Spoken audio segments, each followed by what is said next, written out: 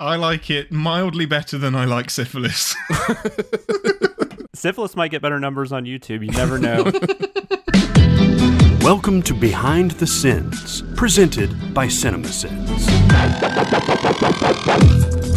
Welcome to Behind the Sins, a weekly look at everything going on inside the world of CinemaSins. I'm Aaron Dicer, and this week I'm joined by Bafflegabbers Jonathan Watkins. Hello, hello. And Ian Whittington. What if it wasn't, though? We write for CinemaSins and TV Sins and do various other things inside the CinemaSins universe as well. See you guys later. Bye, Jonathan. Bye, Jonathan. It was good to have you. What are you talking about? What if it wasn't you? Like, it is you.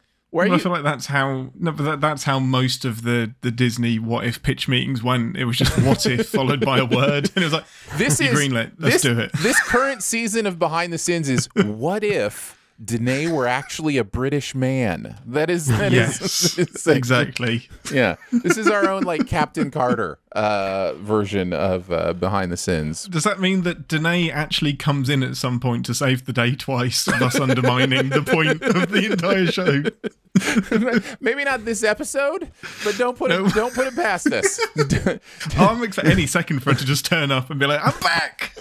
Don't put it past us at all. How are you guys doing? How's your week? How's everybody? Everybody feeling good? Jonathan, what's going on, man? It's been good. It's been busy, but yeah, it's been good.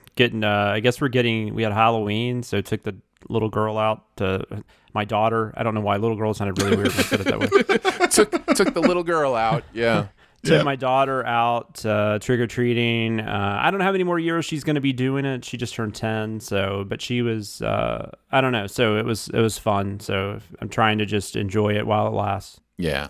Yeah. I do find like you hit Halloween and it just feels like the Earth's rotation speeds up for a couple months. Like It's Christmas. Yeah, the holiday season I'm fine with that because I like getting through the winter quickly. Like I like, getting us to spring as fast as possible, but it's just like, especially once I started doing award season with the CCA, it's just like Thanksgiving, Christmas, screeners, award season, Sin Week, and then it's like, oh, it's April. It's July again. I've gotten to where I really love these next 2 months, though. I don't know the holidays and stuff. My daughter gets excited. I don't know. It's just fun. And my wife usually takes a couple weeks off towards the end of the year, and so it's just it's a lot of fun family time. So I don't know. I'm still experiencing. No, it is. It's freezing. I'm experiencing an element of PTSD at the minute about November and December, and I'm only half joking because this will be the first kind of holiday season where I'm not in retail, and I've gone from Toys R Us to a card shop. So it was toys for all of December, and then Christmas cards basically from July through to December. Card shop. Gotcha. Yeah, that kind of card. Greeting cards. And then into DIY, which was kind of home improvement stuff, which was kind of less seasonal, but people still went crazy over Christmas. People just like to buy things. So this will be the first December that I can tentatively enjoy as a human being.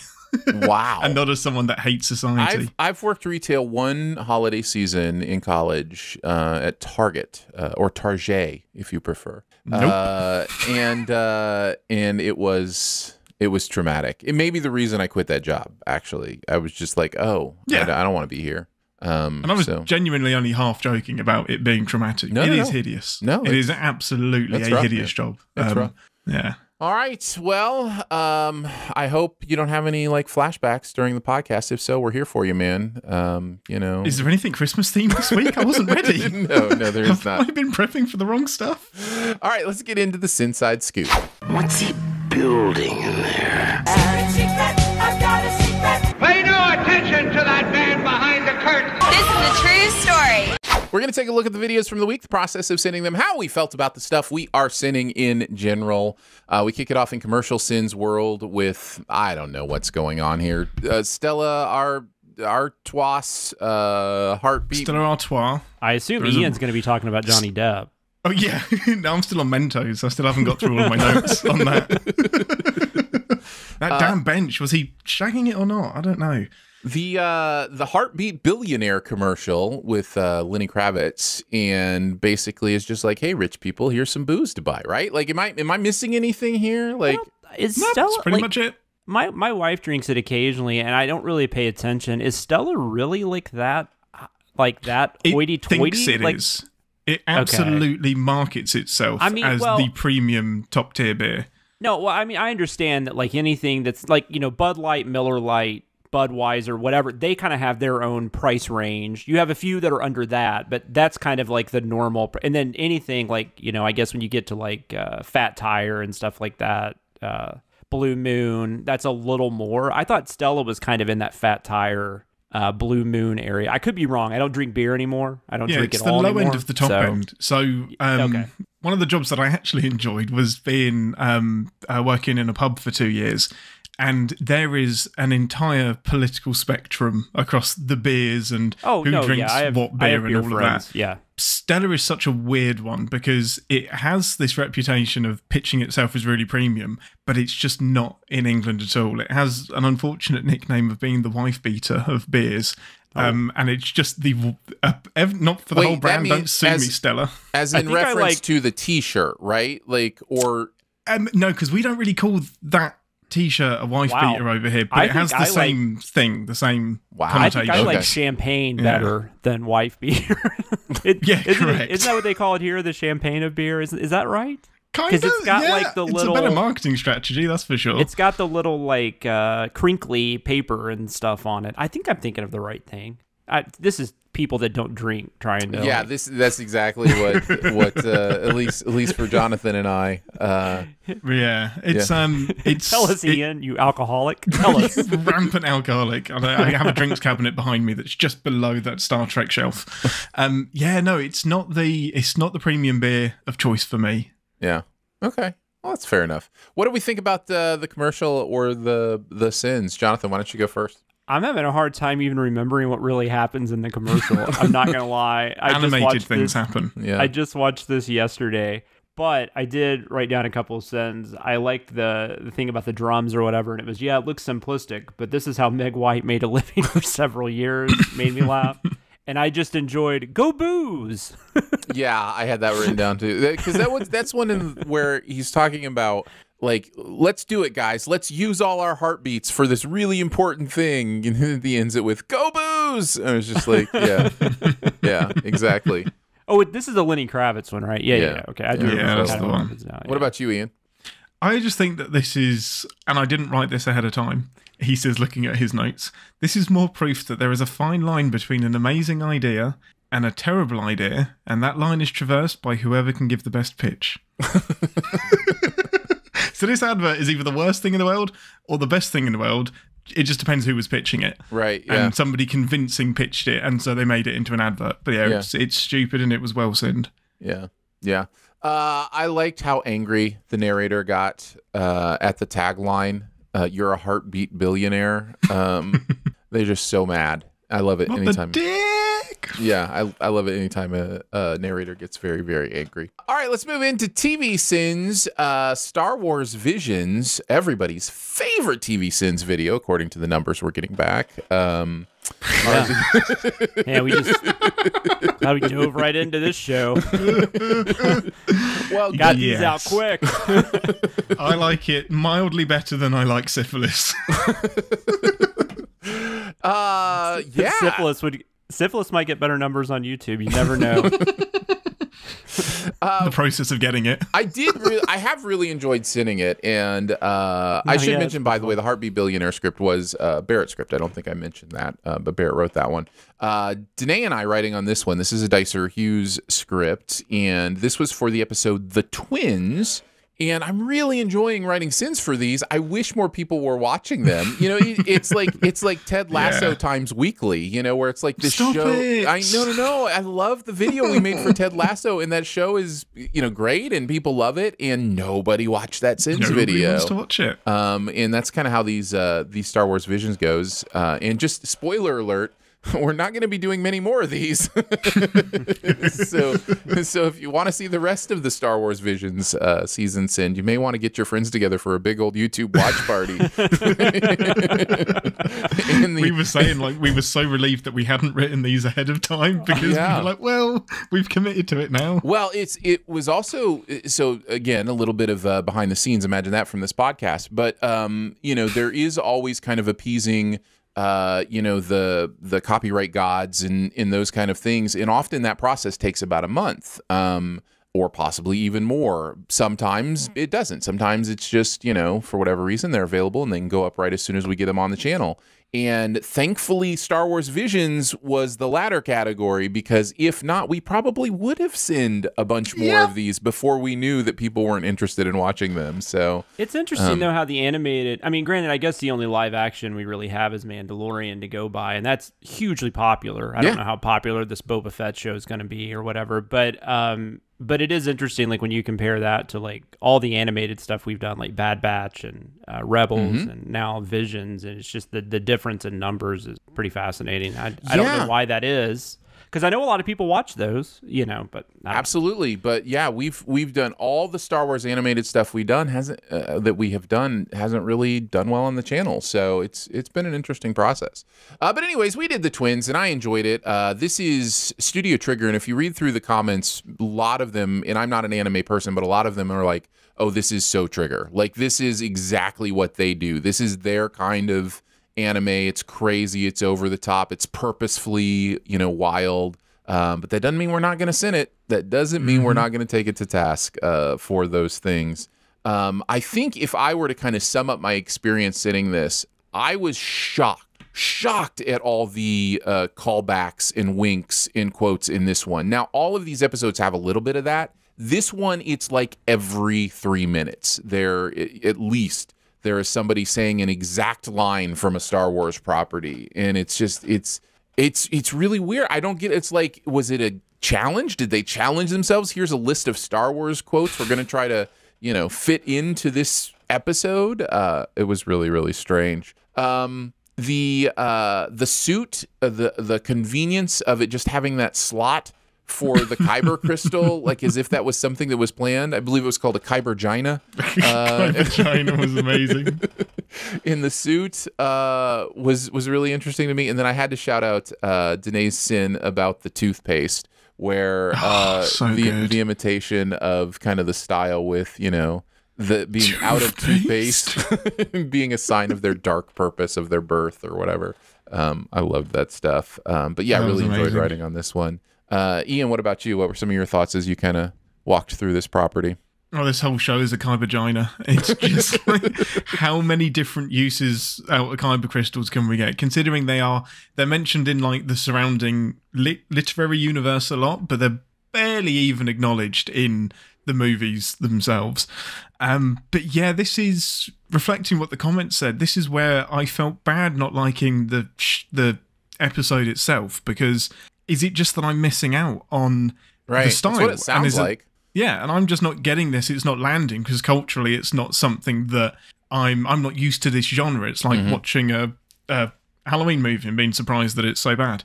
Am I just not getting it? I remember when everyone thought that Halloween movie was bad, by the way. Yes. That wasn't. You got that perfectly. Not alone. Yeah. No. I remember when the video edit for this came down, I think me and Aaron were talking for some reason. He was like, hey Ian. Like, yes, Aaron. Like, you want to see something cool? You want to see something funny? I was like, yeah. I was like, well, jump into Frame.io quick and have a look at this video. And by the way, let me know if there's anything that you see that's wrong. I was like, well, did you want me to enjoy it? Are you bragging or are you putting me to work? Which one is it here? I'm happy for both. Maybe a little bit of both. Column A, column B. But it is brilliant. Like, it was the script took it to task for all of the right things, like just the reference central, and it made me think twice about, when I'm writing scripts, am I too self-referential as well? Am I doing too many callbacks? Because it's so tempting to do when you've got a universe that's filled with Yoderisms and slogans and stuff to stick them all in. But yeah, this one does it far too much. Kybergina toothpaste was great. And just your delivery on, now in case of dramatic emergency, press this button to release the uniform. Yeah, great. Loved it. Good video. Jonathan, what about you? This episode was better than that knockoff Jim and the Holograms or whatever that band one was. But yeah, Tatooine Rhapsody was the worst. Yeah. Yeah, I don't know. I'm just not getting into this for whatever reason. Yeah. But they are fun to send. But I just enjoyed, you guys mentioned a few, but sending the fact there weren't any guardrails on that bridge, which really also, I remember watching Force Awakens and that scene, and I just remember thinking I felt like Sigourney Weaver in Galaxy Quest. Like, why is this here? Like, why? Why is there this giant pit? Like, how would they not cover that up somehow, you know? And then, if you're going to have a bridge that people are genuinely going to walk across, you know, there's no railing, there's nothing. I mean, that's insane. Like, your insurance would be so high for all of your employees. Yeah, how is the dark side functioning? How are they paying those exorbitant prices? They lose at least a dozen stormtroopers a day to bridges. They have to. Yeah. At least. Yeah. I mean, if they can't fire off a gun, there's no way they can put one foot in front of the other. You know, somebody's got an inner ear issue. We know the answer. Huh? The answer is because they like when characters get shot and fall off bridges. And it's hard for characters to fall off bridges when there's guardrails on them. That is the answer. The answer is they love that shot of when a character or a stormtrooper or whatever takes a bullet and then just goes tumbling off the bridge. But that's harder to do with guardrails. So yeah, that's the answer. That's true. It still makes it dumb. I liked the term Star Wars haters or fans. I honestly can't tell the difference anymore. I felt that. Oh man, isn't that the truth? Trolling Last Jedi. Yeah. Haters was awesome. And then obviously episode does not contain a Schwarzenegger or DeVito. It's true. Was much appreciated. Yeah. I would have liked that. That would have been fun. Jonathan, it may sound weird, but I actually was like, Jonathan's going to love this sin. Jonathan's going to really smile at this. So I'm glad you brought it up. We joke about Twins, the movie from 1988. Jonathan just gets so giddy. There you go. I get giddy when people hate on Ohio. So let's go to our next one. What if zombies? This was a Cardoso Hughes script. So Daniel and Danae writing on this one. This is a double D script. So yeah, what did you guys think of this one? Jonathan, let's start with you. What are some of your thoughts on What If Zombies? So I've seen every episode now except the last one. And this might be the one I enjoyed the most. Oh, okay, cool. And I know that's gonna sound like people are gonna be like, "Oh, you like horror movies?" But no, I don't. I'm not really a zombie. I'm not really a zombie person. But I kind of enjoyed this comic book series. I don't remember when this came out. They've done a few variations on it, but I've read at least one of them. Have you read these, Ian? I don't know if you actually read Marvel Comics, though, Ian. I'm not trying to... No, I haven't. I read a huge amount of Avengers and Iron Man and the S.H.I.E.L.D. stuff, but none of the What Ifs. Yeah, well, this was... I'm just saying, it wasn't a What If, it was a Marvel Zombies comic. Oh, yeah, it's its own thing, isn't it? Yeah, because they were, at one point, they were even going to do a Marvel Zombies movie, I think, and then that just kind of... I don't think that's happening anymore. Or maybe that's not going to fit into the MCU. Well, you say that. Yeah. No, that would definitely be like an offshoot kind of thing. Yeah. But anyways, I don't know. It was just, I remember it being kind of fun to read because it was like, because this is a true what if scenario. Like, what if, this seems like this would never, ever happen in the real world. This is exactly what this should be used for. I think that's the aspect I like about it because there actually are stakes, even though this is like and I loved how they used, I don't remember if they did this in the comic, but I loved how they used Ant-Man to kind of infect Captain America, and then it just went from there. Because that makes perfect sense. Like they wouldn't see him coming and all that kind of stuff. And I don't know, I enjoyed it. I thought it was kind of entertaining. The video was hilarious. I liked I'm gonna guess it was Daniel, but I don't know. Maybe Danae is a big Rockwell fan, but I just loved throwing in the Rockwell mention of somebody's watching me. Yeah. That was amazing. The half-hearted attempt to make Rockwell canon in the MCU was the sin. I like when Hope in the show says all that's left to answer, and then there's an answer. Who are you? And then the sin is, well, that's just a dumb superhero name. All that is left. And then I just like the one where it was just like a throwaway, like, here, teenager, you solve it. Because he just like throws it to Spider-Man. It's so good. Yeah. Yeah, totally. Those are the things that I enjoyed. Ian, what about you? What do you think of this episode? Yeah, I like this episode. It was good. It was fun. It's handcuffed by being 20 minutes long. This is the sort of thing that I think it's a common story with this series. Yeah. What a surprise. I don't know if it gets a full feature length, but how easily and how quickly Earth's mightiest Avengers and heroes and Hawkeye get taken over by zombies is like beyond convenient. And it's just like, look, we are so aware that we have 23 minutes, so this just happened. Look over here at something else while it happened. Mm-hmm. Yeah. But, I really enjoyed the video. Wow, what was it I like? What? Right, no, I do have a question. What is with the sudden boner for Hope Van Dyne? Why is she, like, in all of these episodes? She's suddenly a crucial plot point in 2 of these shows. Mm-hmm. Did I miss something? Is she... Like, I haven't actually seen Ant-Man and the Wasp. So, I know she's in that. Maybe she? Evangeline Lilly was available. I don't know. Yeah, possibly. It feels like that's how these were written, wasn't it? They've kind of thrown Ant-Man into it, like the Michael Douglas's character, the original Ant-Man. They've thrown him into this a couple times too. So yeah, there's a lot of they're Ant-Man heavy lately. Yeah, absolutely. Actual video footage of CinemaSins staff trying to coax a joke out of our sick mind somehow makes its way into this episode. I was like, yeah, I've had that battle. I was like, there's something really sick here and I'm going to get it. Yeah. And some little part of my brain is saying, no, this will get you fired.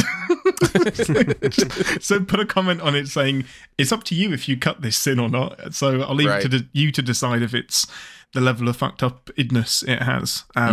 The expletive-ridden sentencing was my favourite sentencing in a long, long time. Just the whole episode is brainless, which is perfect for zombies, and just how long the expletives go on for was beautiful.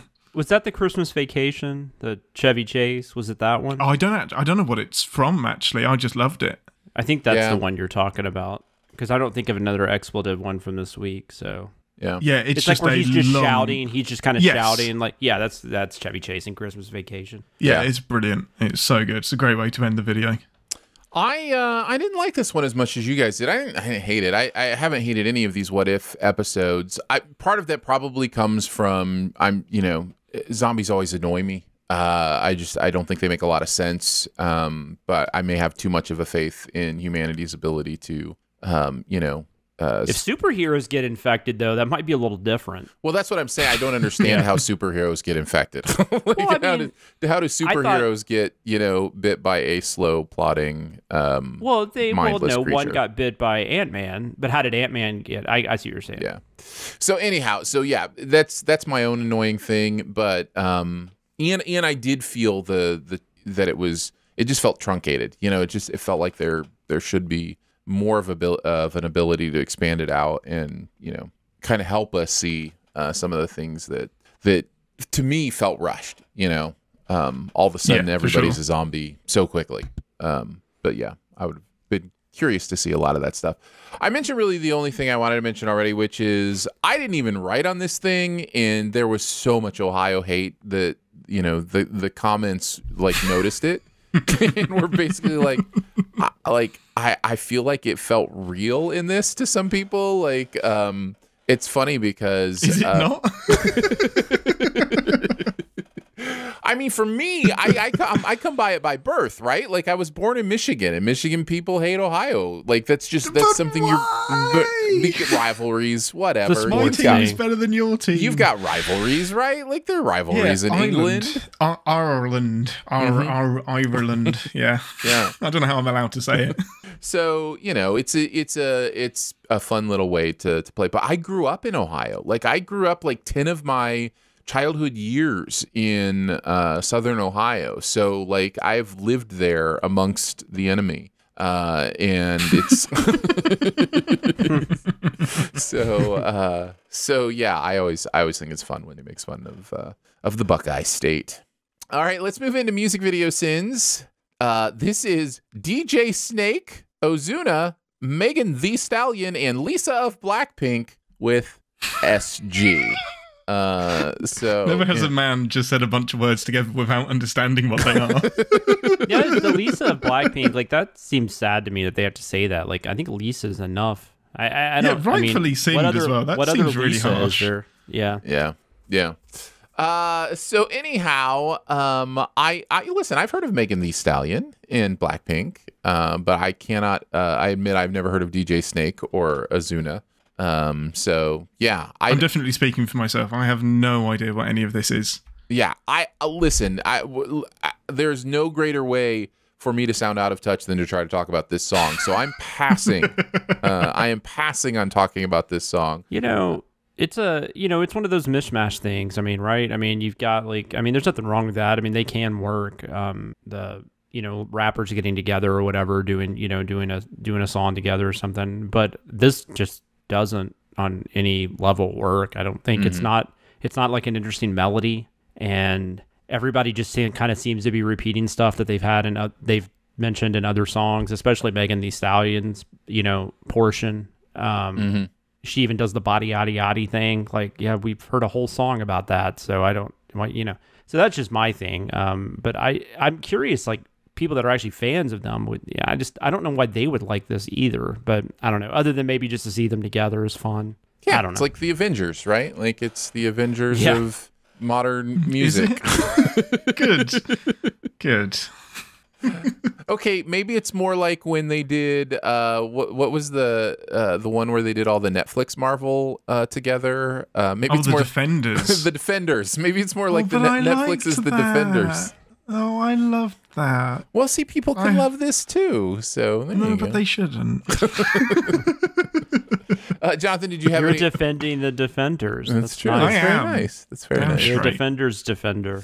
Yeah. Jonathan, That's did you have Defenderist. anything else about the song or the video that you wanted to talk about? I already kind of said myself that there's too many artists, but Barrett did that as well, which I thought was. I also enjoyed the guy.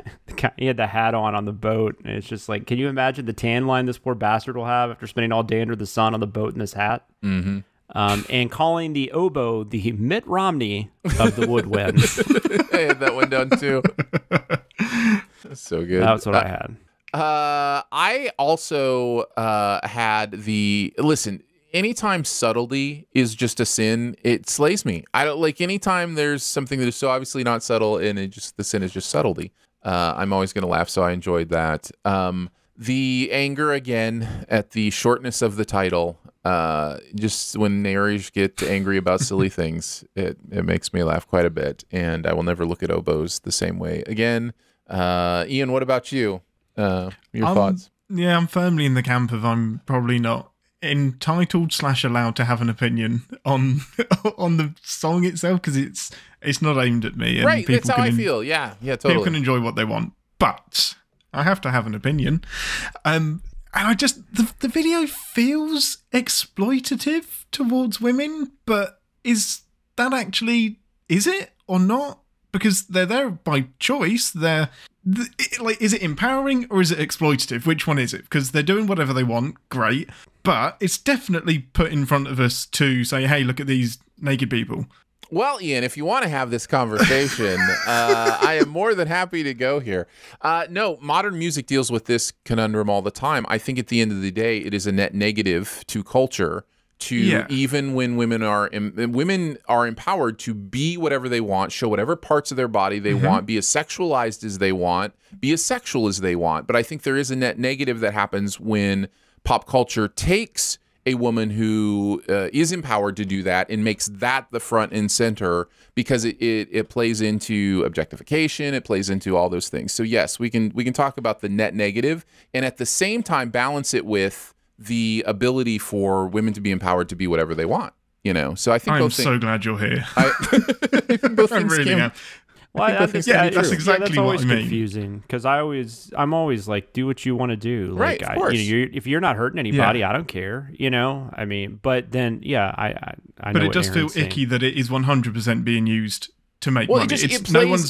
It plays into some of the ickiest parts of our culture, right? That's the problem in again, why it can be a net negative, I think, overall, and something worth talking about. But But yeah, and again, the reason we focus on women here is because this is the cultural issues we deal with have to do with body image and objectification, and that has been something culturally that we've dealt with women much more than men. That doesn't mean it can't also happen with men. Of course. And in fact, I think we think about it a little bit differently when it does. There's a reason that that you can reverse genders and it feels a little more okay for a woman to objectify a man, because there's a power dynamic there that changes things. Does that mean it is okay to objectify anybody? No, it just means culturally we're not dealing with the same issue when that happens. So at least those are some of my opinions. So yeah. Glad you brought it better up. than I could have put it. So I'm going to, quite rightfully, that's a dangerous minefield. Yeah. But I'm a Garth Noodle armistice Lego on freight IA. I want to know what that actual sentence was going to be, because I feel like that's something Barrett has accidentally messaged to somebody without checking the autocorrect, and I just want to know what it was. Yeah, seems too real. The other thing that felt too real is that I love it when you spend loads of time on a joke or writing something, and at the 11th hour, you find a fundamental bit of evidence that disproves and undermines all of the work that you've put into it. And I can feel that frustration with him getting confused with DJ Snake and DJ Shadow. And I imagine that's something that actually happened. And he just thought, you know what? I'm going to keep the sin, but acknowledge it in the sin. And just run with it and make it, because it's a beautiful thing to justify the work that you've done and also sin yourself a little bit. So yeah, I appreciate that. I felt that in my bones. I didn't hear he didn't have that in the script or anything that he did that, but yeah, no, I thought the same thing, because I've done that. See that happening. Yeah, absolutely. Several times. And the jazz flute in the outtakes over the mime fluting was perfection. So good. Yeah. Great stuff. All right, let's move into CinemaSins. Black Widow has been sinned. This was also a script from Danae and I. This was a Dice Reviews. We wrote together on this one.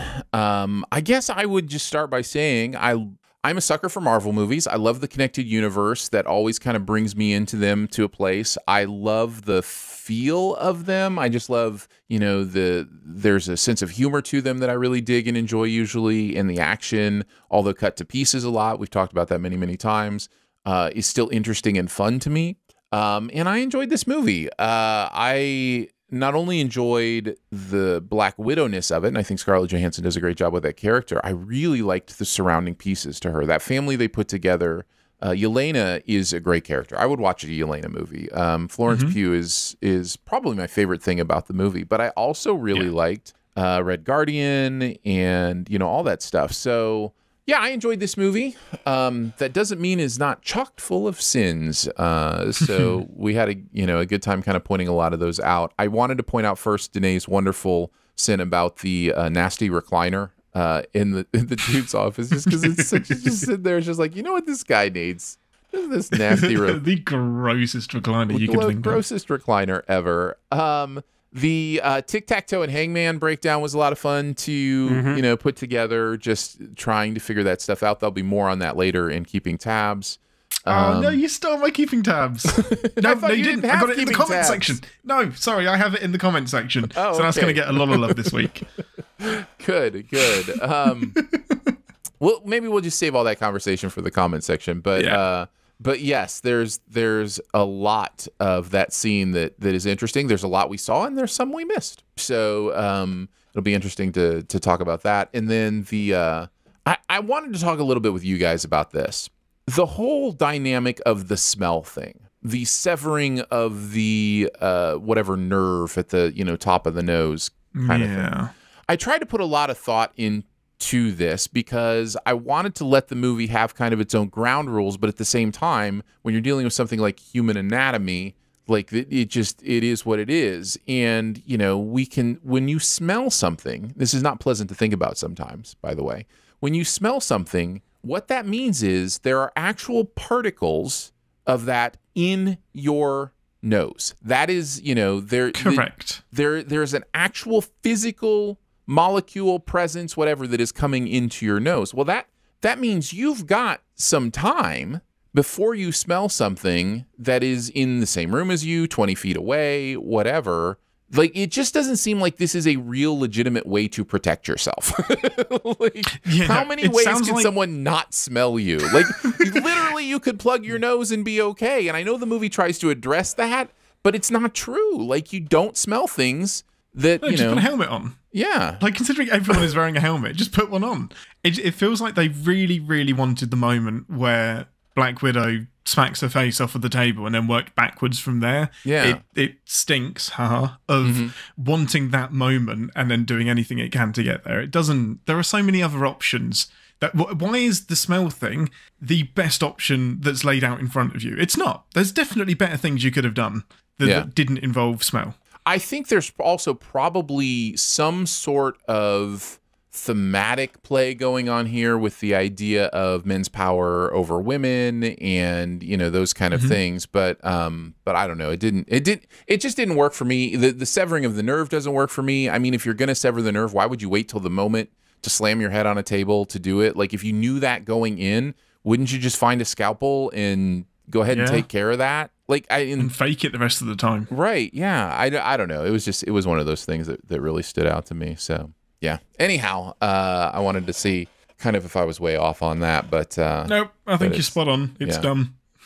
Jonathan, what about you? What did you think of Black Widow or this video or whatever? I mean, we did. I think, Barrett and Chris and I did a mini pod on it. If you want to go check that out in the Cinecast feed, but no, I liked it overall. It like a lot of MCU movies. I got more tired of it as it continued. That's a problem I have with kind of that middle tier of like MCU movies. Like, I think it started off pretty strong, and then I think it just kind of dozed off there. And a lot of the action at the end, I will say, I didn't even really know what was going on half the time, and I don't know. And it didn't really feel like there were stakes because I knew they weren't going to kill, obviously, Scarlett Johansson.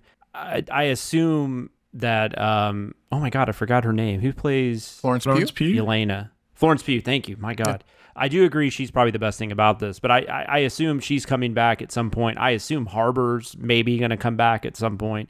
So, I mean, it didn't really feel like there were stakes and stuff like that, which is fine. I mean, I don't care. It was better than I thought it was going to be. I was not excited about this movie. I just typically am not interested in prequels. Yeah. And it feels like it's a movie that, as a lot of people joke, should have been made like, 15 years prior or whatever, or 12 years prior. Yeah. But anyway, before Iron Man, if possible. Yeah, or something. But are like, after the Avengers or something. I don't know, after the first Avengers movie. But I'm glad they finally gave her own movie. I mean, she definitely deserved it. And she killed it. She's very good in these movies. So overall, enjoyed it. My first sin I actually wrote down was Ohio. Since we were just talking about that, it's kind of funny. That one was me, but it was just one, and it was just. I'm Ohio. so glad it came up in the same week. I like that weird combo of Windows phones and then throwing Windows phones into a large body of water. That is the perfect sin removal. It's so good. Yeah. Yeah. I had a Windows phone, by the way. Yeah, really did. And my understanding is, I've never had one. My understanding is they're actually not all that bad. It's just people don't like Windows stuff. But they were okay. The problem was they didn't have access to a lot of apps and stuff. Yeah, it was kind of the same feeling I got about the Zune. It was just like, it's not a bad device. It's just nobody wants it. And I just remember, because then that was when Facebook was just like huge. Yeah. And there was like, it had like 12 different types of Facebook. It was, I don't know. Yeah. I didn't enjoy it. It got on my nerves. You guys kept saying that she is people. I thought that was funny. A note on that one, that was, so Danae and I both wrote different Black Widow Survives This sins, and Danae's was the she is people thing, which was great in hers. And so I deleted my entire Black Widow Survives This sin that I had later and just wrote she is people. So I basically stole Danae's punchline and used it as a callback. You made it a running joke. I made it a running joke. So I think it works perfectly. It's so fun. I also thought you guys were very mean to Mr. Harbor with Red Guardian's costume survives this. It's funny. But, it's also, I mean, it was really funny stuff. We walk a fine line, right? Because that is the point of that scene. The point of that scene is that he's trying to struggle in there. And we walk this fine line because we will have conversations about, yes, but isn't this the point the movie is making? And yeah, in this case it is, but it's just a great joke. It's just a way to turn what we do on our head and make people laugh. And at the end of the day, I think what people have to continue to remember is, I know we've said it a million times, but it's got to stick at some point. We're not actually working on a sins ledger here. We're not actually trying to tell you by a number of sins how good or bad this movie is. We're trying to make you laugh. We're trying to have fun. And so when we say, you know, his costume survives this, we know you're going to chuckle and laugh at the turn of the sin, even though that is the point the movie is making, is that he's trying to fit into this costume and it's not going very well. So so that is the intricacy of our job, is knowing where those lines are, right? And by the way, everybody has a different opinion sometimes too. So a lot of that'll deal with, like, you know, who you're writing with and who's kind of got the final word on the script. So, but yeah, we have a good time. So yeah, it definitely changes hourly where that line is.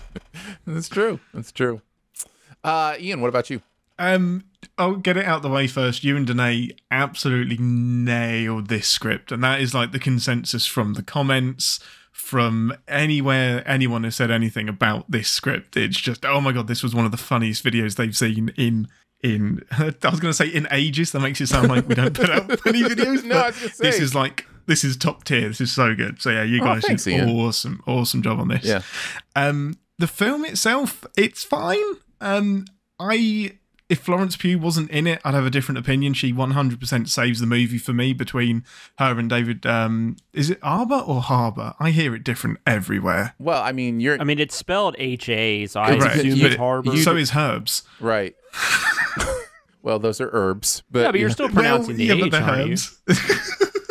Anyway, the H's or the H's, as I've heard people in other countries say, are different depending on which English-speaking country you're in too. So I wonder if maybe it is Arbor, but it's definitely Harbour over here. So Harbour, right? Yeah. Okay, cool. Yeah. Anyway, David Harbour is great. Florence Pugh is incredible, and I'm imagining she's going to turn up in Hawkeye pretty prevalently.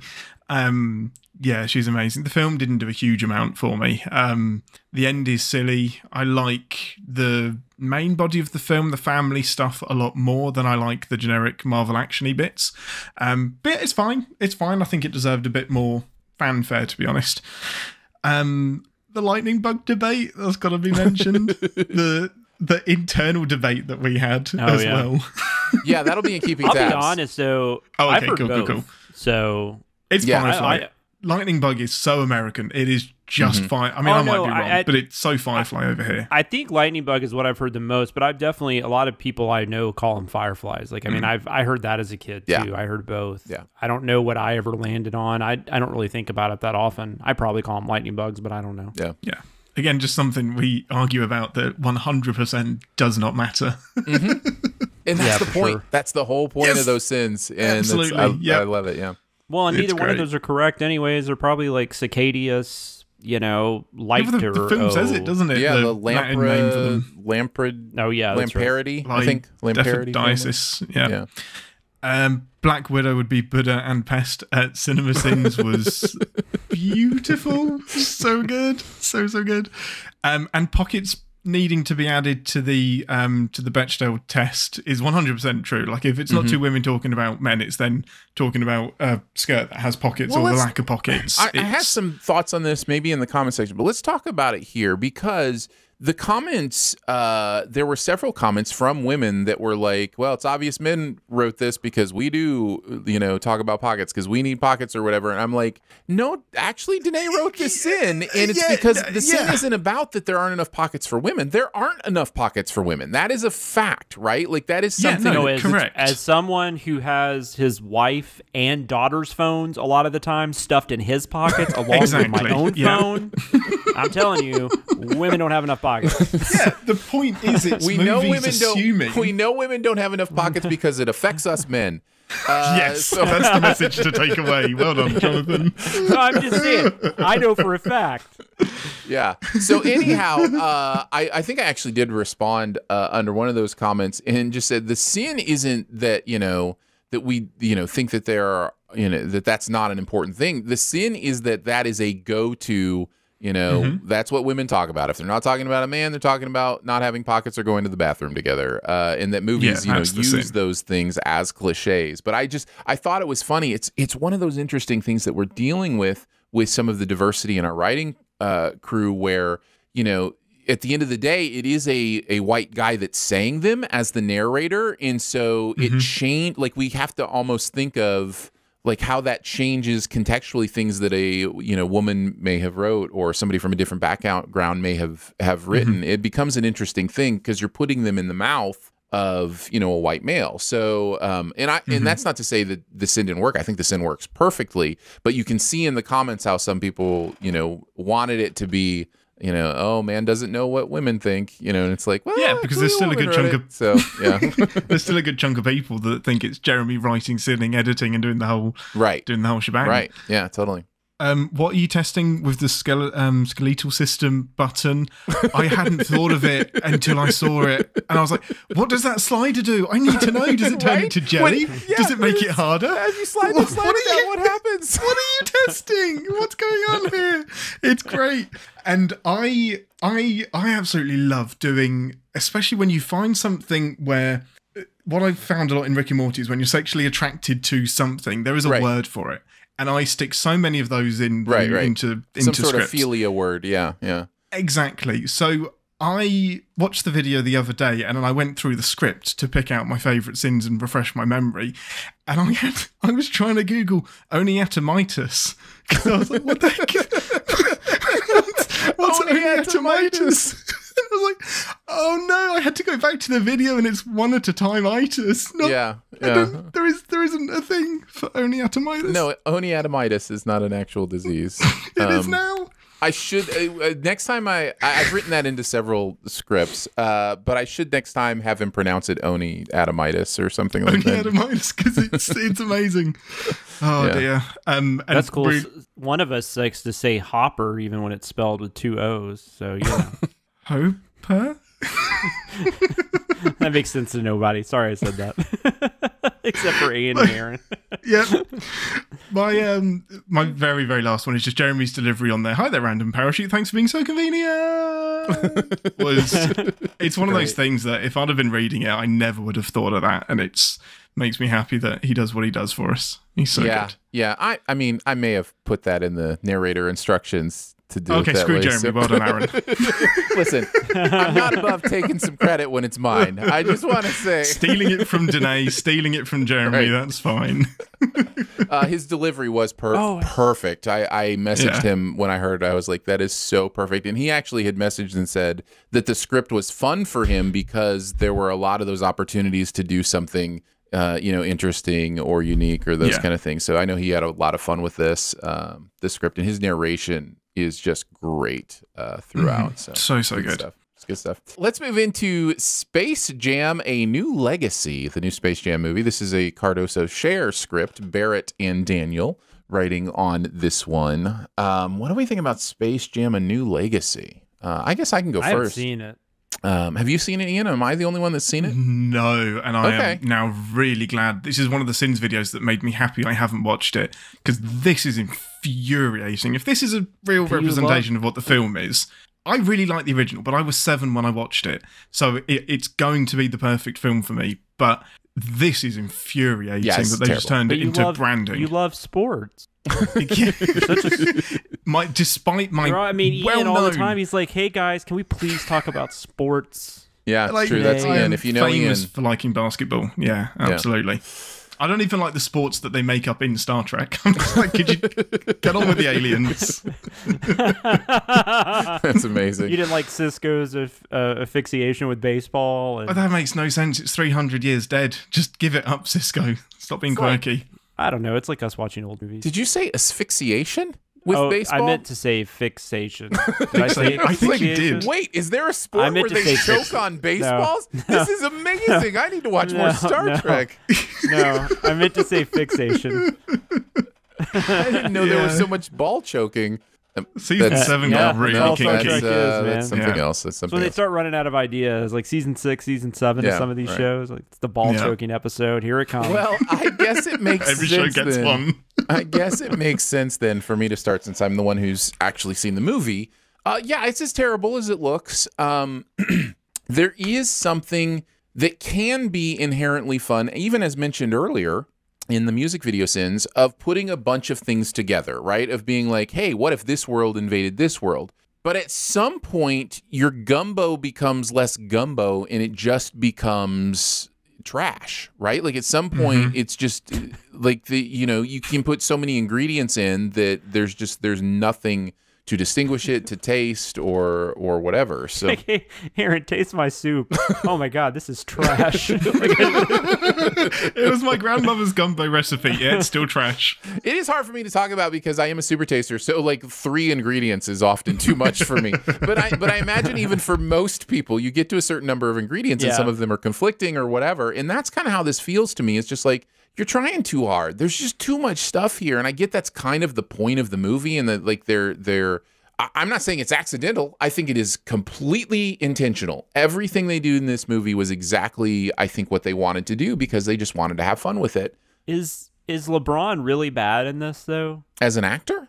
Yeah. Well, here's the thing, because he's actually, of course, he's playing himself in both situations, but in Trainwreck, where, he's Bill Hader's, like one of Bill Hader's like best friends in that movie. And he's actually playing himself in that movie too, but he's really funny. And that might have to do with Judd Apatow and, and Amy Schumer and stuff. Yeah, because like him talking about how he's not gonna go to the locker room and hear the Downton Abbey spoilers, right? Like, do you know what I'm talking about? Yes. Like Bill Hader won't watch Downton Abbey with him. I do think we have a level. We have this thing we do with athletes or other professions that aren't actors, but we see in movies where we dial back the expectations a little bit, and so no, absolutely. So, but he clearly can be passable. Sure. Like but maybe him also being the main person is a problem too. Maybe him being the main focus is an issue. I don't think he's the main problem of the movie. Let's just put it that way. Yeah. I don't think this is LeBron's fault. Yeah. I just 7-year-old me didn't care that Michael Jordan was a bad actor. It was just cool, Bugs Bunny. Right. Yeah. I wonder if kids like this one. My kid didn't watch it, so I don't know. Yeah, I don't see why they would. Do it. No, I feel like so many of the inside jokes aren't geared to them. No, they shouldn't get the Rick and Morty thing. They shouldn't get the Clockwork Orange thing. This was Clockwork Orange thing blows my mind. So fucked up. Like, why? What a weird one to pull out of the vault. These people look like Alex from Clockwork Orange. Yeah, it just felt like Warner Brothers was dick measuring against Disney properties, and it's just like, A, that's not a fight you can win, and B, no one cares. Yeah. It's not a great movie. I don't know that I need to spend too much time on it. There are a couple fun moments that I may have smiled at or laughed at or whatever. I actually thought the Michael B. Jordan moment that the video that seemed kind of was kind of funny. It was handled pretty well, and I thought it was kind of funny. So. That's Michael B. Jordan. But then I like the sin, so whether or not Sylvester thinks all black people look alike or not, I thought was an interesting. This is another one that where the narrator is white, but the writer is not. You know what I mean? So like it's one of those interesting things that we continue to deal with, and I love it. I love that we have diverse voices and backgrounds that are writing for us. But you kind of have to figure out, okay, how does that work? Coming from the narrator. So, and I think it worked great. I thought it was perfect. So well done. As far as like stuff in the video, really funny video. The shade on Yahoo was just great. If you had any money. About the Yahoo interface, and it was like, if Yahoo actually had any money. The Kyrie probably doesn't believe in movies shade was hilarious. I didn't even get that, but it was funny. He is famously right now not playing because he won't get vaccinated. So I'm sure. I did know that, but I didn't. Put two and two I'm sure together. that's the 2 and 2 you're supposed to put together. Yeah, for sure. Why is Ted Lasso allowed to coach soccer in the midst of that cheating sin? Like completely out of nowhere is just so great. I don't know what you call those, but I love this. I love writing these too, where you just end it with a random question that doesn't fit with whatever's going on there. Yeah, non sequitur sins are the best. Yeah, non sequiturs, I think we call those in the business. And then I had to mention this floating earbud just had an orgasm. Just simple and beautiful and true. You just gotta love that kind of stuff. And that, my friends, is why Barrett writes CinemaSins. Just amazing stuff. What about you guys, Jonathan? I mean, I don't see any scenario where I'm watching this. Maybe if it gets Oscar nomination, which I don't think is happening. So Bugs Bunny gets an Oscar nod for like best visuals, like effects. Do you do that, Jonathan? Everything that gets an Oscar nom for any category? No, not necessarily. I mean, definitely. Like I try to watch, although I don't. I usually fail. But like the big categories, I'll tend to try to watch the best pictures and stuff like that. But visual, nah. I mean, unless it's just something that interests me. But no, not really. Okay. I just was trying to think of any reason why I would watch this. Yeah. And it's definitely a personal thing. Obviously, I have nothing to do with the Oscars or anything. I enjoyed the Teen Wolf thing. This is why it's better to turn into a werewolf before the game. Yep. That was really good. LeBron is trying to teach his kids about hard work while also having this automatic ball dispenser. That was amazing. Yep.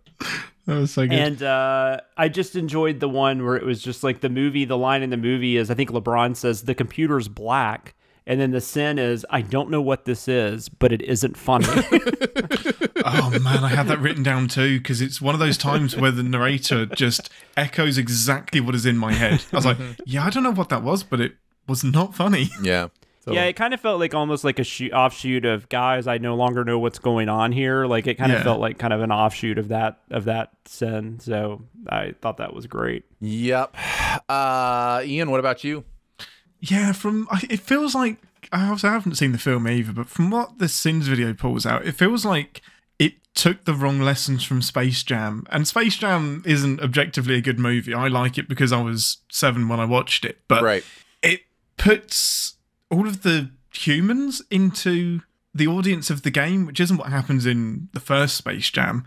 And I feel like there's far too much of, if you had less of that, you could maybe just zero in on some of the actual properties that are in the audience and give them something to do rather than the family just shouting "Dom!" the entire thing. So yeah, I very much doubt I'll watch it. Again, we're probably not the audience, to be honest.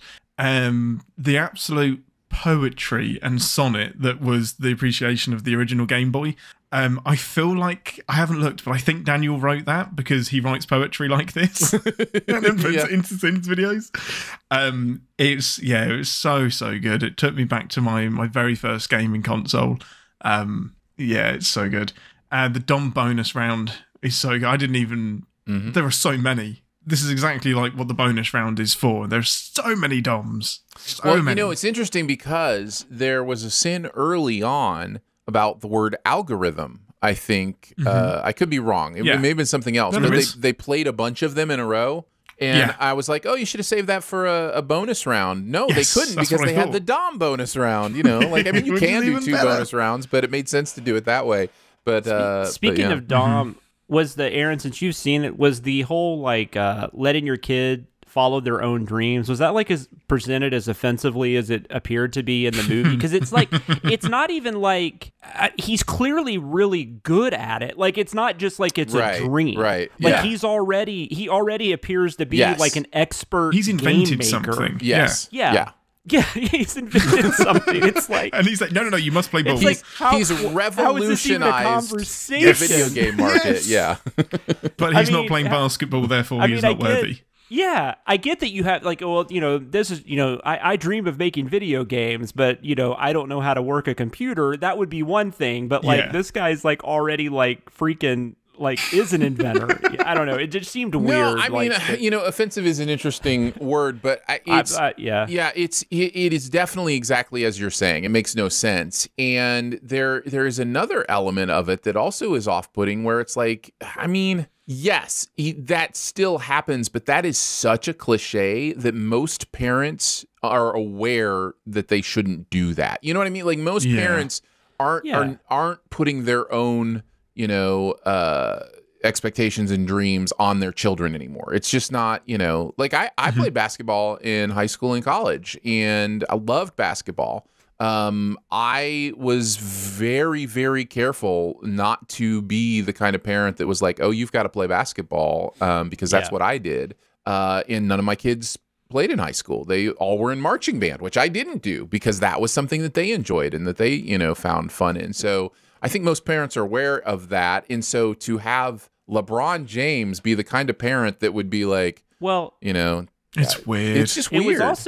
It was also interesting because, like, I thought the parallel too of I don't remember how old his son is in real life, like his actual son, but I remember when his son started playing high school basketball, there was a lot of controversy around the fact that people were covering that, right? Because it's like that kid's in high school, you know, or maybe he was even in middle school at the time. And I remember LeBron, you know, talking about that too. Like, you know, this isn't cool. Like, he's a kid. Let him be, you know. Yeah. So I don't know. It's kind of weird. And then, he's not the first middle school or high school athlete that is garnered national sports coverage. So, yeah. But it was just kind of interesting that then he kind of had that storyline in his movie about wanting his son to fall. I don't know. Yeah. It just all that just felt a little weird. Odd to me. Totally. Yeah. I think that was all I had other than the virtual skip voice, the synth that came in on that. I want a whole video of the narrator's voice in that. That was awesome. Yeah, good stuff. Great stuff this week. And let's move into keeping tabs. The internet is a communications tool used the world over where people can come together to bitch about movies and share pornography with one another. Ha ha! Oh, jeez. This is the most public yet of my many humiliations. All right, we're going to take a look at some of the stuff from putting together the content for this week, and by we, I mean I. This is we're going to look at one of the things. Keeping tab segment is what we're talking about today. I'm the only one on the team that of us three that wrote this week, and so I did want to talk about the fireflies and lightning bugs. I think that makes the most sense to talk about here, and we can talk about the Hangman game in the comment section. But yeah, so I always said lightning bugs growing up in Ohio, so I was very aware they were in Ohio. So as soon as the mom was like the Lampa Parody family and she called them something else in that first, I was like, okay, we're doing something here. And then the idea to satirize the polarization angle, which I love to do, and to make it as if they had come down on the wrong side of history, you know, by saying it this way. That extreme. Is really fun for me. And so I did that. But the thing that I thought really made it sing was the proof. Like finding that map where, you know, somebody had kind of done the actual, you know, I was going to say math. It's not math, but study of like, you know, where it's common. Made me feel really good because, you know, Ohio is right in the center of lightning bug territory. And I didn't really hear them called fireflies until I moved back to Michigan, and some people in Michigan call them fireflies, and that was also reflected in the map. So I knew the map seemed pretty accurate to me, and I think for a lot of middle America, you will hear lightning bugs. I know, Jonathan, you mentioned earlier in the episode that in Tennessee you heard mostly lightning bugs. With some fireflies, and there's always going to be a few people, you know, who are a little different than the norm. But it's always one of those things that's fascinating to me. You know, we call the same thing different things, and it just happens to be geographical. And I think it's proof in many ways that we are relational, community-minded people. Like, you know, we call it what the people around us call it, and you know how we learned it growing up. But there's, but it's just one. And there are other things. Like some people call them glow bugs, you know, they're kind of minor ones, but it's usually either lightning bug or firefly. So, but Ian, you had started to say in England, it's all firefly. Is that correct? Well, we don't really have them over here. Oh, okay. They're not a common occurrence at all. So, the only thing I've ever called them is fireflies. And I've just, when I hear lightning bug, it's like, oh, that's the American way of saying it. Because it's like sidewalk. It's the bit on the side that we walk on. Lightning bug. It's a bug that has lightning in it. It's very literal. Yeah. Well, I mean, it's flying fire the other way. They're both very literal. That's the same. So, but here's the research that I found really interesting that I wanted to pass along. Geographically, when you think about it, it is related to weather. In the Midwest, you're much more likely to see lightning in the sky than fire. And as you get to the West Coast, you're much more likely to deal with fires in the forest, that kind of thing. So, you know, there is a weather-related reason when somebody who looked at a bug that was flashing lights in the sky in the Midwest would go, oh, that's like lightning. Let's call that a lightning bug. And somebody in the West might go, oh, that's like fire in the forest. That's like fire in the trees. Let's call that a firefly. Or, you know, there's an actual geographically weather-based reason this might happen. That is an assumption that has been made by many people that I don't think there's ever been like a true. You can't go back to the first person and be like, what were you thinking when you called this a lightning bug? Like that is a wild misuse of time travel if we ever have it. The first stop, dinosaurs? No, lightning bugs. Lightning bugs. I mean, if you ever want to like suck the passion out of an argument and make people not care about it, just bring facts to the table. Because I lost interest in the lightning bug firefly debate as soon as you put something that was factual into it. Everyone just switched off. Like, you know what? It doesn't matter. Yeah. Hey, I did want to mention before we leave. This is a good. You guys on Instagram this week where we did the Black Widow the outtake. Oh yeah, the outtake. Which that really good outtake. So that might be something we do more often. So check out our Instagram account. Check it out. It's just CinemaSins, right? Yeah, it's just CinemaSins on the Instagram. If you search for CinemaSins on Instagram, you'll find somebody playing with the account. I had to, with the way they played up that reveal with all the buttons that she was pushing to reveal. So funny. Like, it had to be perfect. Because the thing about that show, The Masked Singer, is that Take It Off goes on for so long, and you know it's all manufactured. You know they could do that in 2 seconds. They pretend like these costumes are so complex that they can't, but they're just cutting back and forth to all these different. They are cutting together 30 seconds from what took 5 seconds. Like it's so clear and obvious. As if they're going to refuse to take the mask off. It's like, no, I'm not going to. We don't have a show. So one time it was somebody was refusing to keep the mask on, and when they hadn't even been voted off yet. That's right. Good old Mickey Rourke. Yep, Mickey Rourke. He was like, "No, I'm done. I'm out." Causing problems. All right, I think that's all we got for keeping tabs. So let's move into the comments section. I want to know what you're thinking. I appreciate your honesty. You're a real straight shooter. You are the ones who are the ball lickers. All right, we're going to take a look at some of the feedback, whether it be comments from the videos or online somewhere, maybe Discord, whatever. Anywhere you can leave us a comment. Do we want to start with nitpicking the nitpickers of the nitpickers, or do we want to just go into your comments? Let's start with nitpicking the nitpickers of the nitpickers, shall we? I don't know what you guys are talking about. Aaron, let's start with nitpicking the nitpickers of the nitpickers.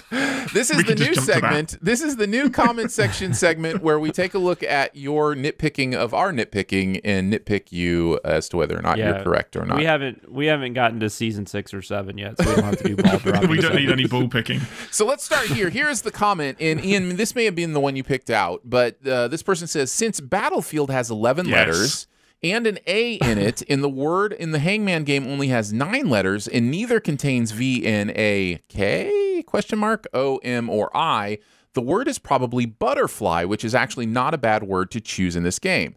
The fact that guessing B, T, and F before E and U is still absolutely unrealistic to me, as well as having V as one of your first guesses.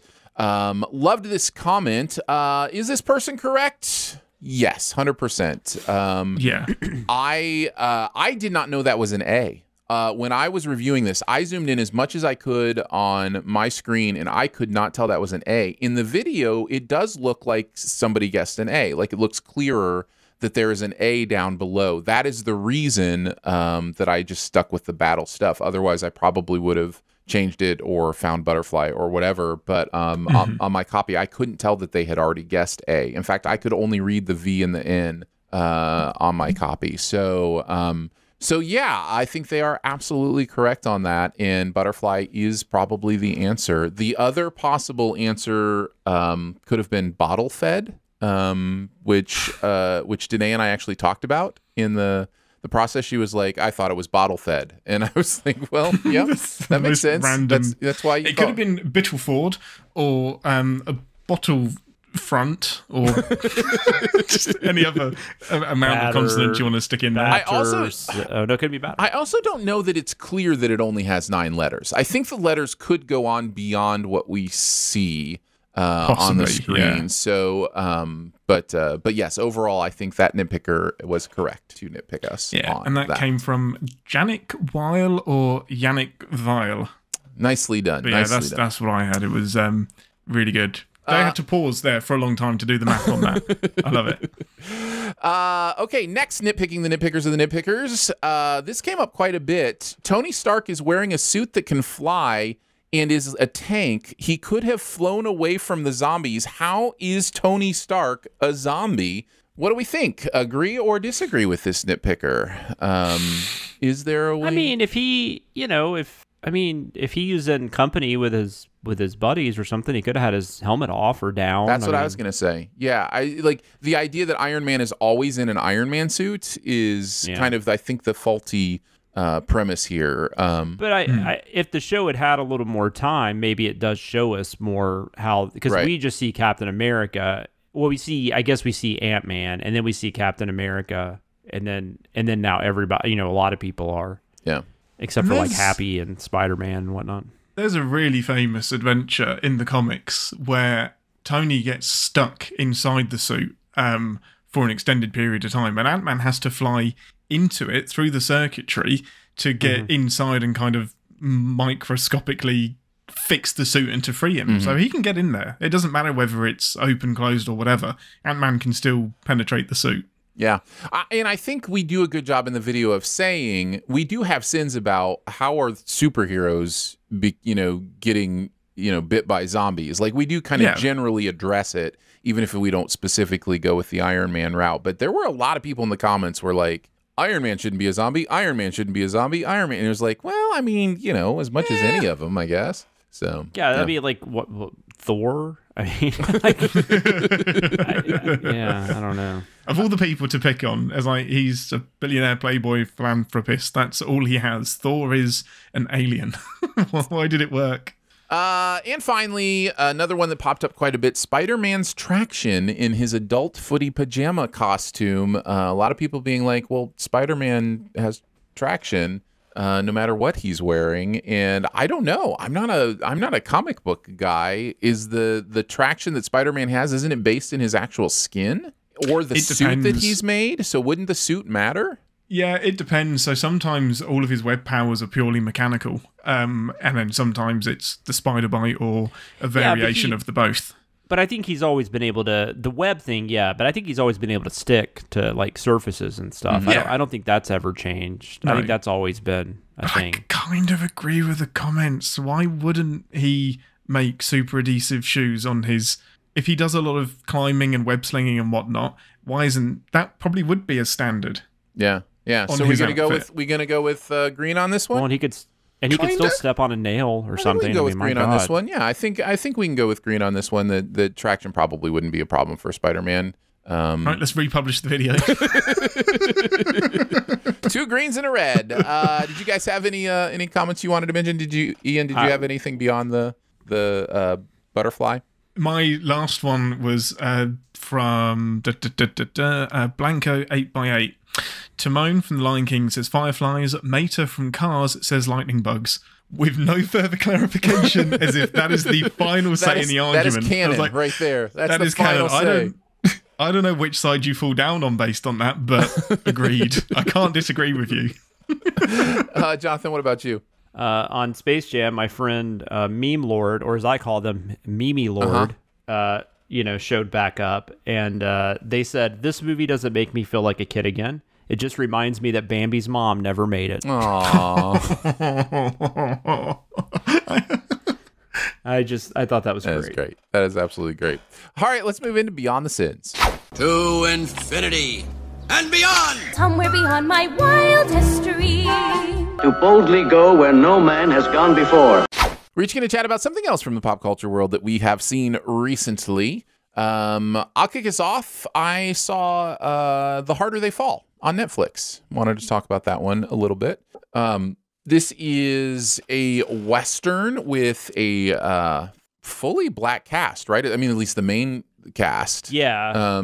Really, other than like maybe the army they come up against. Right. There's some white people there. That might be it. It's obviously, and also, culturally it feels very much like there's a lot of stuff, from black culture here. Like this is really interesting to me. It's obviously very purposeful, and I really liked it. I think it does get a little bit ponderous in the middle. There's some slowdowns that bring it down, and I think it could have been shorter. I think they could have tightened it up quite a bit. But I thought when this movie was humming, it was humming, man. Mm-hmm. Like, it was a lot of fun. The opening and the close are just absolutely just compelling. It's just compelling watch. And you may find some of the like music choices and those kind of things anachronistic, but they're not actually in the world. So like it didn't really, it's not like, Knight's Tale or whatever. Like it didn't bother me that much. Some of the things they say probably are anachronistic, some of the phrases they use, those kind of things. But it worked for me. It all just worked for me. I was just like, yeah, this is exactly like, it's almost almost like a separate Western universe in some kind of way. But I really liked it. Jonathan, you've seen it as well. What did you think? I did. I liked it a lot. I actually had it down, but I had a feeling you were going to talk about it, so I had my backup. Nice. So we're good. No, I have a backup too, but no, I liked it. I definitely thought it was too long. I think I said that when I was talking to you, I thought there was like a perfect 82, 85-minute movie in here. Yeah. But it's still, when it's good, it's really good. So I mean, I still recommend it. Jonathan Majors the cast is amazing. Jonathan Majors has like one of my maybe all-time favorite movie entrances in this movie. Like the way his character's introduced is classic. Regina King is also just really good in this, for the simple fact that she's like fucking scary as hell. Like, yeah, I've never seen Regina King like scary. There's that part, I can't remember who it is. Maybe it's Zazie Beetz, or I don't remember who it is that asked her, but somebody says they need to talk to her boss, and she just goes, "My boss." Like, it's just like the way she delivers that line. I'm just like, oh, I'm terrified of her. Yeah. But no, it's a lot of fun. It's definitely worth the watch. And I think it's worth mentioning. I say like an alternate universe, and that also comes from a place of these characters are actually real life people. The story is completely fictionalized, made up. Like, many of these people didn't even exist in the same years. You know what I mean? But I didn't even realize that these were real people. I didn't know that. Yeah, like Rufus Buck, Nat Love, like those are actual Western, characters. But they were just never in the same place at the same time, probably. But interesting. But yeah, the cast is absolutely astonishing. Did you mention Lakeith Stanfield? No, he's great too. So yeah. good in it. I don't know that I've seen. I probably have, but I'm trying to place where I've seen R.J. Kyler before. He was the quick draw. I loved him in this. I thought he was so much fun, and he was kind of a needed lightness. He gave a needed lightness to the movie that I thought was really, really good. Yeah. This one's growing on me. Yeah, I liked it when I was done watching it, but the more I think about it, I'm like, I want to watch it again. It's kind of fun. There's a lot of fun stuff. Yeah, I would definitely watch it again. Yeah. Like I think there's like a 45-minute to an hour like middle section that it still has moments, but definitely is not as engaging as the beginning and end. Yeah, I guess. Totally. Jonathan, why don't you go next? So the other, I guess, kind of big Netflix movie that came out last week was Army of Thieves, which is an offshoot of Zack Snyder's Army of the Dead, which came out earlier this year, which I was not a huge fan of. It definitely had some moments in it. One of the characters that definitely stood out in that was the one that was played by Matthias. I'm going to screw this name up. Matthias Schweighofer. Let's go with it.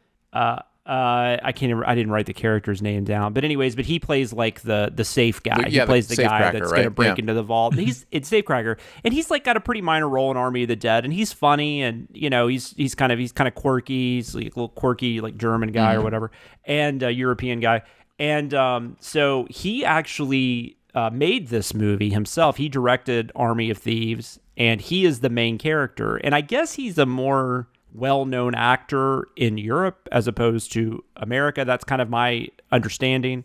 He actually is a director there and all that kind of stuff. So he directed this movie. where basically this is taking place, I guess, like right around when the stuff in Vegas begins to happen. Because they're talking about, in the States, there's zombies, and, they're kind of, everyone's kind of on, like in Europe, they're kind of on their pins and needles, like, when are they going to get over here? Are they going to come over here? So essentially, like, the idea is that police and government and stuff are more focused on that than anything else. So this team of robbers, led by Natalie Emmanuel from Game of Thrones and Fast and Furious movies, who I love.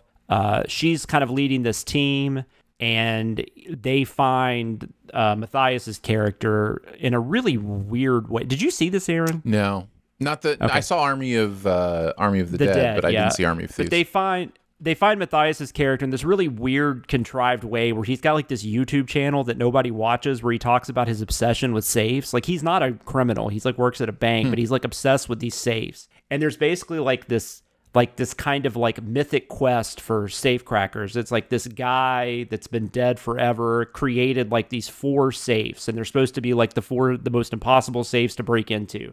And Emmanuel, their team, they find where 3 of them are.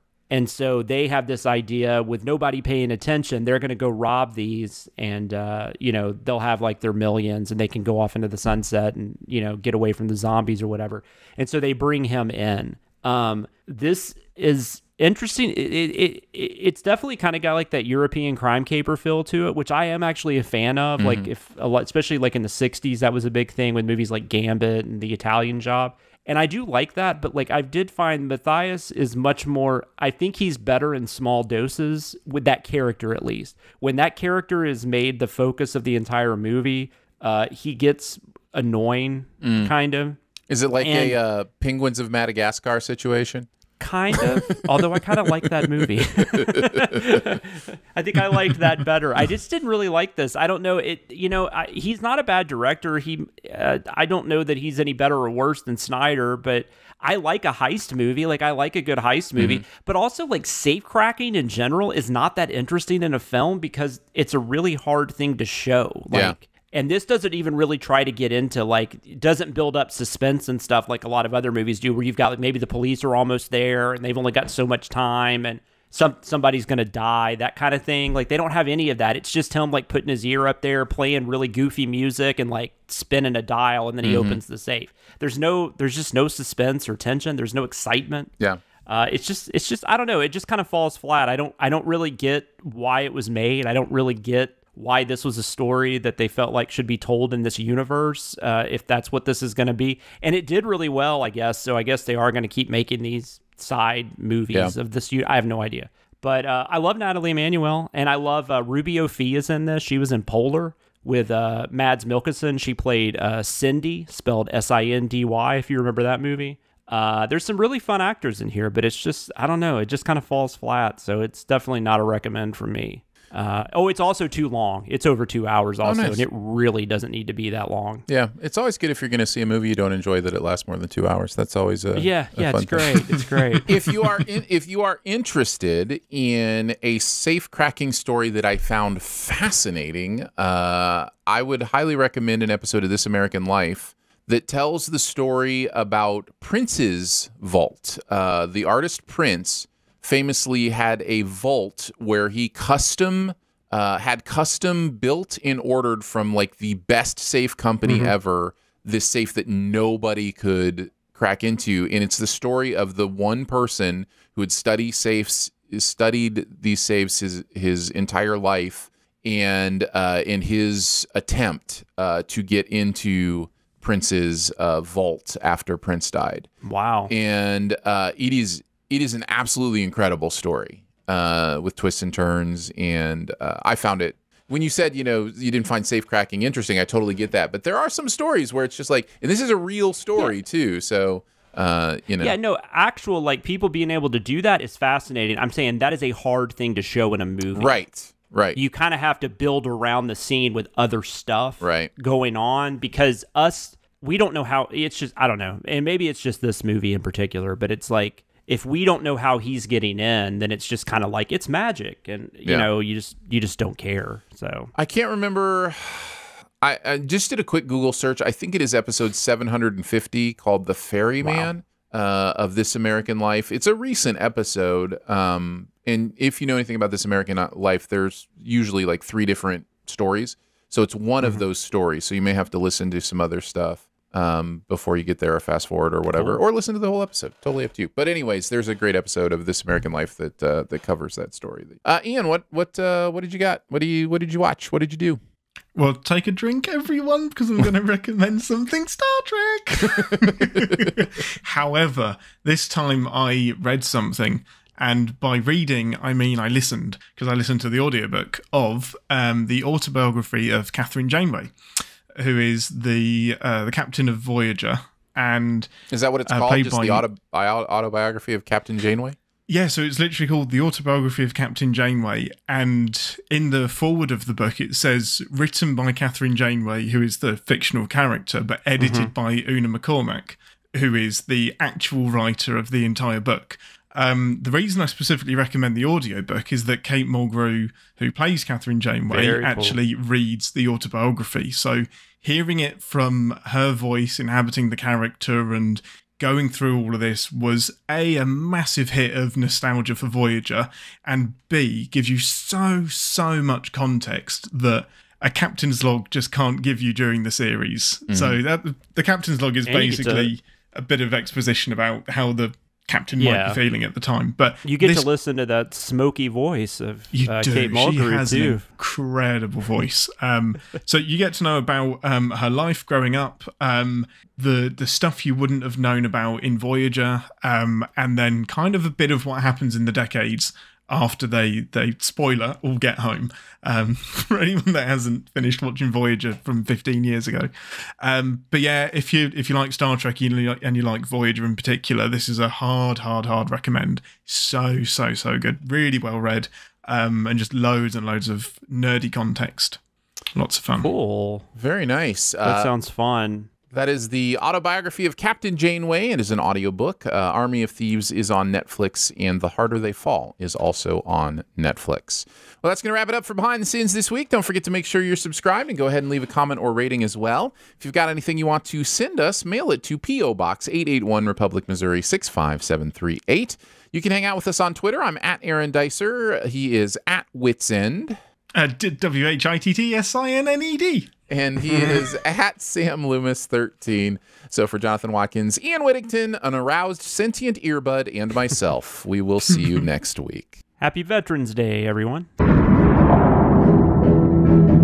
Thanks for listening. Send any feedback to bts@cinemasins.com. And be sure to subscribe, rate, and comment. Find more ways to connect by visiting cinemasins.com/BTS.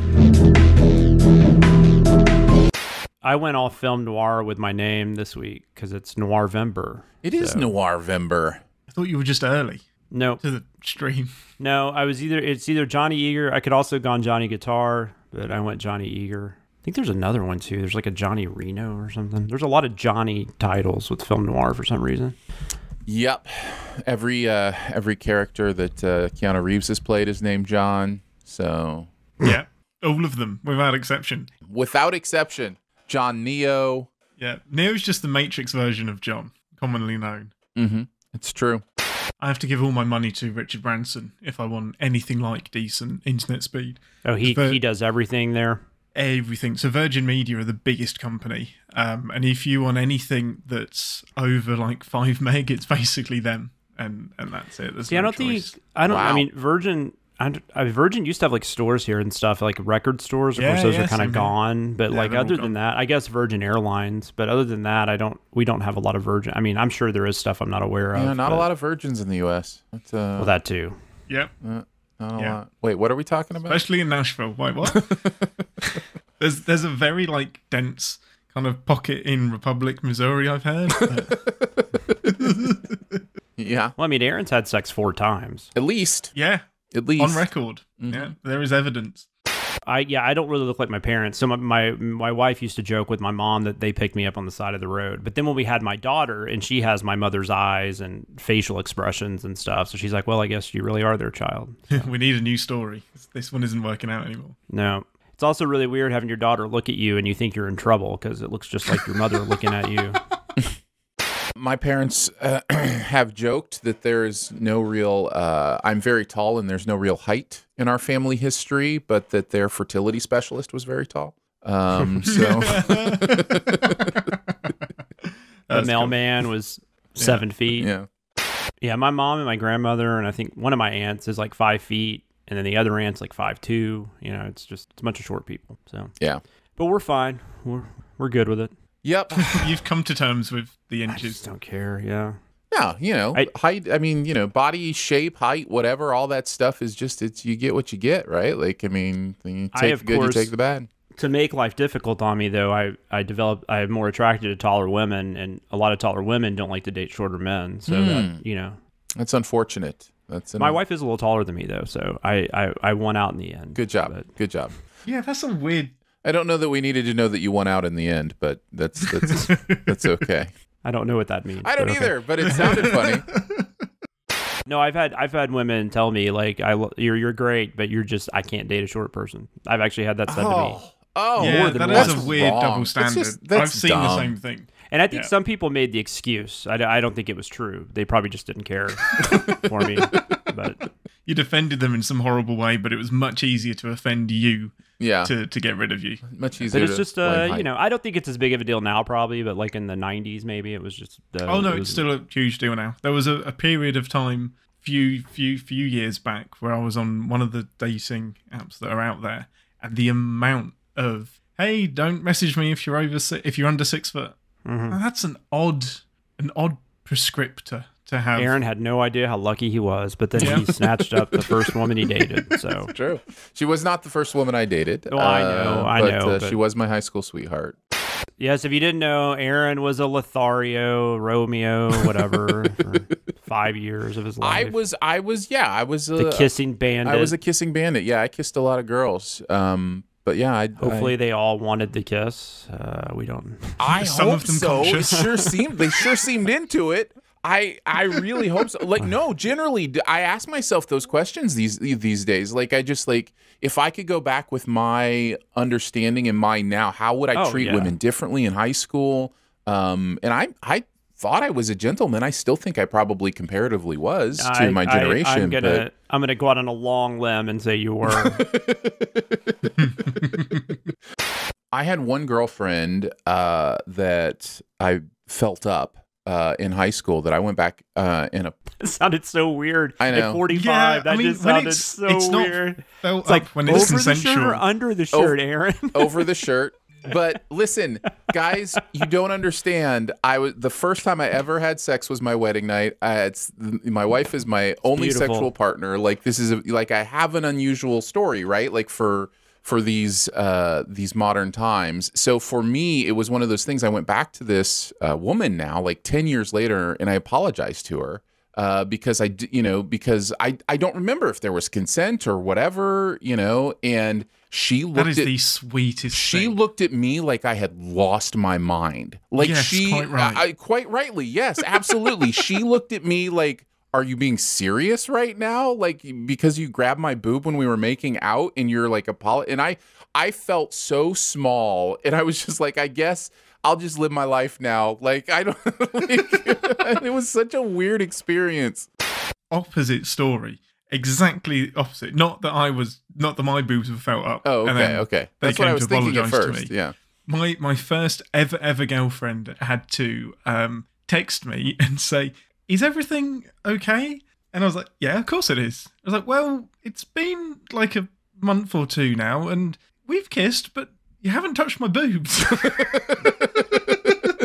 I was like, "Yeah, because girls don't like that." So this was me like a 15, 16, no, I'm not going to lie, 16, 17. Yeah. That was just like assumed women hated that. It's like, don't touch me.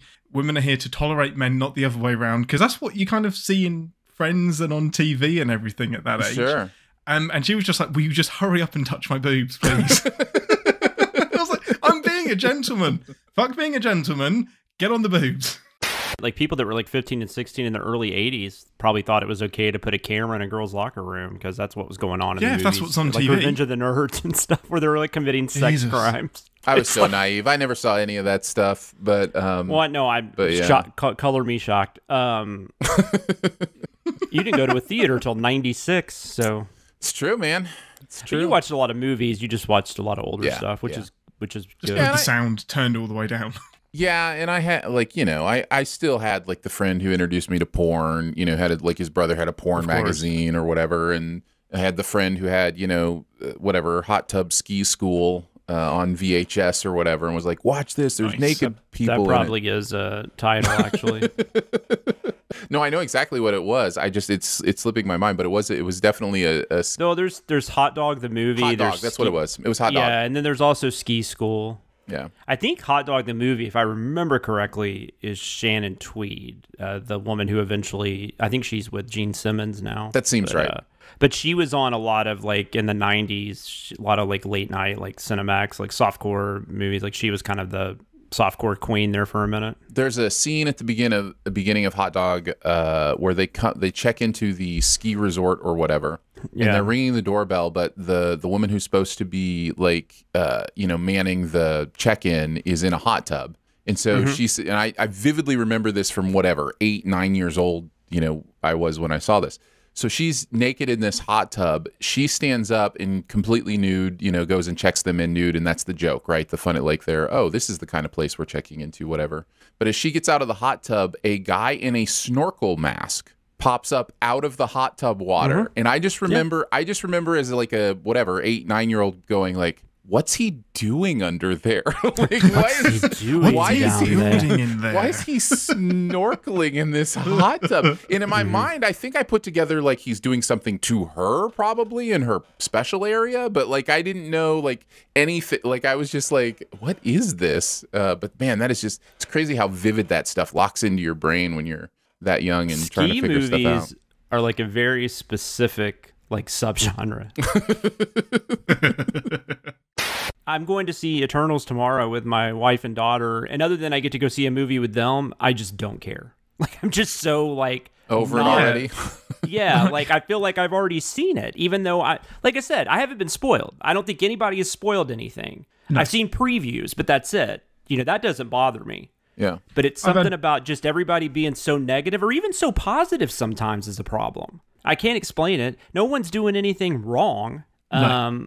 I don't know people I follow that just give full on spoilers, but it's just something about the getting like that kind of. But doesn't it come? Even though that's probably like 100 people, like in the grand scheme of things, that are saying stuff that I'm seeing, or even if it's 1,000 people, that's still not very many. But it paints a picture, doesn't it? But it feels like it is, right?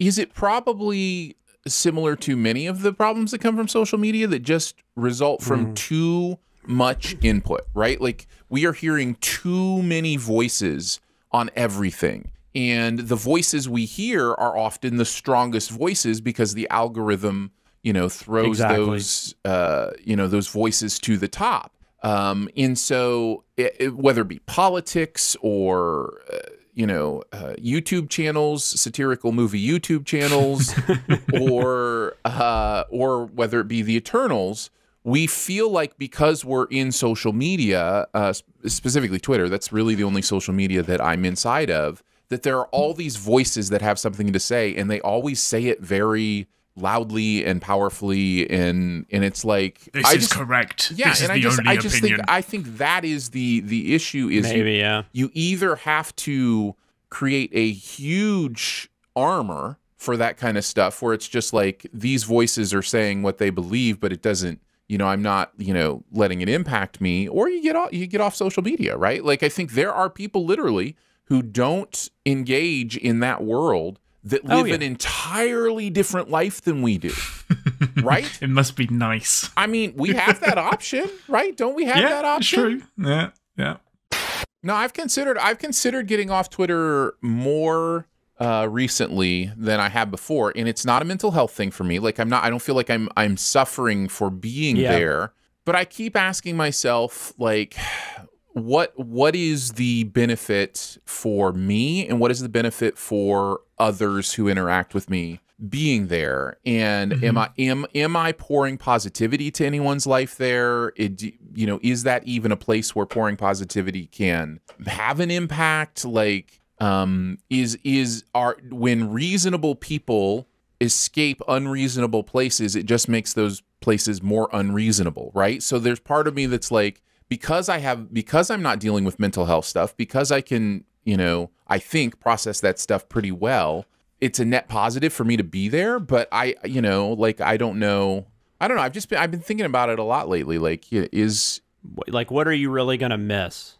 For me, the health part, it's not a mental health thing, but it is an addiction thing, right? Like, for me, being off Twitter would mean I'm doing much less of this. I'm much less engaged. Like, I don't get Twitter notifications. I've turned all my notifications off, but I still, when I engage there, want to see my engagement. I want to see, did people like it? Are people commenting on it? Do I have, people to respond to?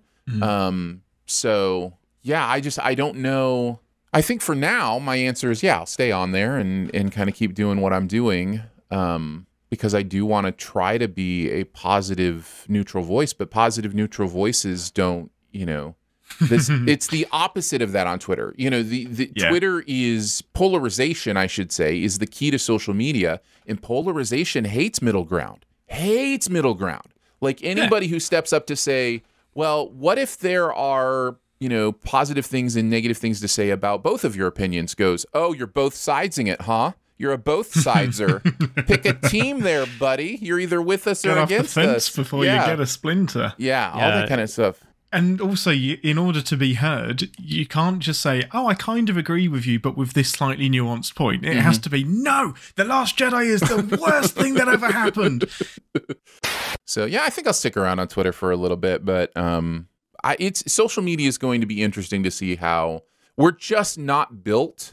And maybe we evolve to better handle it, but currently we are not built to handle that much input on that many things. It's the same thing with, like, we're not built to have 100 friends. We're just not, let alone 1,000 or 10,000 friends. Like, that's just not how we're able to have relationship. We can have relationship with 12 people, and that's, like, as far as, like, real, genuine, deep relationships, that feels a bit much.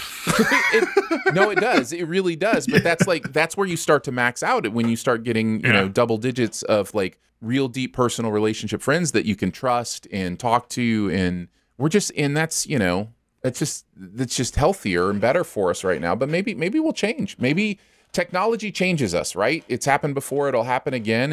And maybe the next generation will be much more able to build hundreds of more shallow relationships. I don't know. Speaking of Twitter, although I do follow Aaron on Letterboxd, but I wouldn't have seen this if you hadn't tweeted it out. Your title of your review for Lamb, was just you, was hilarious. Thanks. That had me cracking up. I have not seen Lamb. Don't know anything. I don't have an opinion on it, but I just thought that was hilarious. Yeah, you should see Lamb. No, I'm going to. That's definitely something I'm going to see. It was at Belcourt. I think it's already gone, so I missed it there. But that's when one of available, those, like, what were you smoking movies, man? Like, that is. No, when I saw the trailer. When I saw the trailer, I was like, I don't know what's in the trailer, and I didn't know what I was getting into. Man. And you should go watch the trailer. That's one you should go watch the trailer now that you've seen it, because it's just it's Lamb. It's like you're just like, so it looks like A24. I mean, like, the way all their trailers are kind of similar, like, since The Witch. So I want to know that. Well, first of all, Ian, will you be upset if Jonathan spoils the trailer for the movie Lamb? No, I will not. But thank you for asking. Okay, I don't even think that's showing over here. It's barely showing here. It's, it's A24. It kind of pops up in, certain theaters. But I want to know, Jonathan, what you think happens in Lamb based on the trailer. Like, what does the trailer tell you? I don't know. I know these people have a lamb that they become very close to and start treating it like it's their kid, and, like, they're actually telling people it's their kid. Like, I don't know. I'm assuming something has happened to them. They've lost a kid. I'm assuming something has happened to them, some kind of tragedy for this to happen, or it could be some weird supernatural thing. So I don't really know, but it does give enough to tell you that, they're treating this lamb like it's their baby. Okay. Okay. Yeah.